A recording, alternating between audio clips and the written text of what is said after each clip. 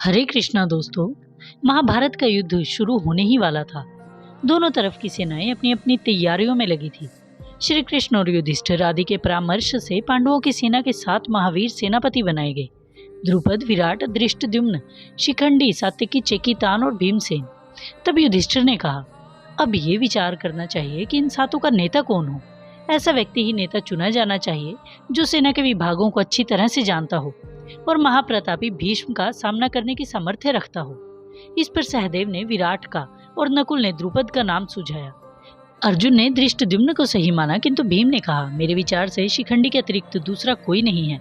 द्रुपद कुमार शिखंडी पितामह भीष्म का वध करने के लिए ही पैदा हुए हैं। ये बात यहाँ पधारे हुए सिद्धों ने और ऋषियों ने बताई है। तो भूमि में जब शिखंडी अपने दिव्यास्त्र का प्रयोग करता है, उस समय लोगों को उसका स्वरूप परशुराम के जैसा दिखाई देता है।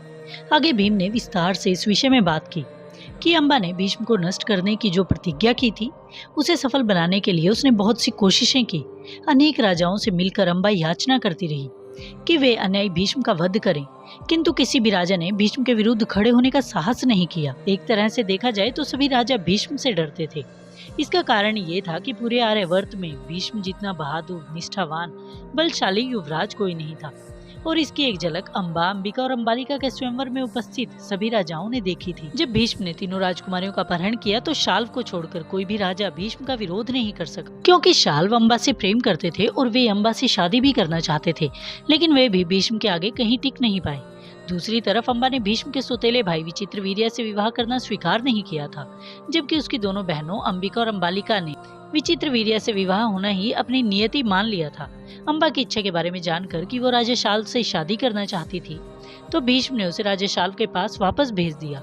लेकिन अम्बा की किस्मत शायद ज्यादा ही बुरी थी, क्योंकि राजा शाल्व ने भी उसे ये कहकर अपनाने से मना कर दिया कि वो किसी दूसरे पुरुष के पास रहकर आई है और मैं ऐसी स्त्री से भला कैसे विवाह कर सकता हूँ। अम्बा वहां से चली गई और उसने भीष्म से कहा कि आप मेरे साथ विवाह करें, क्योंकि आपने मेरा अपहरण किया है। किंतु भीष्म ने आजीवन अविवाहित रहने की प्रतिज्ञा ली थी। वो अम्बा से शादी कैसे कर सकते थे भला। अम्बा बहुत से राजाओं से मिलकर याचना करती रही कि वे अन्यायी भीष्म का वध करें, किंतु किसी ने भी भीष्म के विरुद्ध खड़े होने का साहस नहीं किया। तब अम्बा ने घोर तपस्या करके भगवान कार्तिकेय को प्रसन्न किया। भगवान कार्तिकेय ने उसे कमल के फूलों की माला देते हुए कहा, ये कभी नहीं मुरझाएगी, जो इसे पहन लेगा वो भीष्म का नाश करने में सफल हो जाएगा। वो माला लेकर अम्बा सारी जगह घूमी, किंतु भीष्म के विरुद्ध खड़े होने के लिए कोई क्षत्रिय माला पहनने को तैयार न हुआ। अम्बा वो माला लेकर पांचाल नरेश द्रुपद के पास भी गई। उन्होंने भी अम्बा के प्रस्ताव को स्वीकार नहीं किया। आक्रोश और कुंठा से पीड़ित होकर अम्बा वो माला राजा द्रुपद के महल के द्वार पर ही टांग कर लौट आई। इसके बाद वो भगवान परशुराम से मिली। नारी के सम्मान की रक्षा के लिए परशुराम ने भीष्म को ललकारा। कई दिनों तक भीष्म और परशुराम में युद्ध होता रहा, लेकिन कोई परिणाम नहीं निकला। ना कोई जीता और ना ही कोई हारा। जब कोई भी रिजल्ट नहीं निकला तो अंत में परशुराम ने ही अपनी हार मान ली और अम्बा से कहा, अब मैं और कुछ नहीं कर सकता। अच्छा यही होगा कि तुम स्वयं भीष्म की शरण में चली जाओ। अम्बा के लिए ये सुझाव अपमानजनक था। वो किसी भी हाल में भीष्म के पास जाने को तैयार नहीं थी। फिर भी अम्बा ने साहस नहीं छोड़ा। उसने भगवान शिव को प्रसन्न करने के लिए घोर तपस्या करनी शुरू कर दी। उसकी तपस्या से महादेव प्रसन्न हुए और उन्होंने अम्बा से कहा, इस जन्म में तो नहीं, अगले जन्म में अवश्य ही तुम्हारे कारण भीष्म की मृत्यु होगी। महादेव तो ये कहकर अंतर्धान हो गए, किंतु अम्बा को चैन कहाँ था।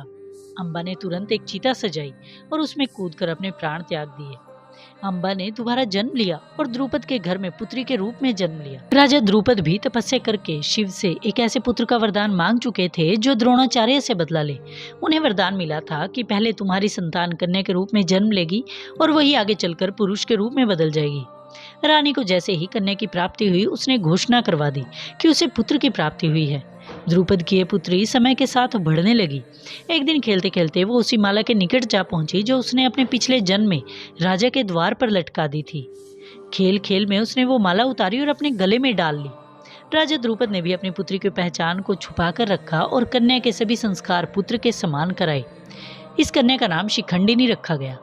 लेखन तथा शिक्षा आदि में दक्ष हो जाने पर कुमार हुए इस पुत्र को धनुर्विद्या के लिए द्रोणाचार्य का शिष्य बनाया गया।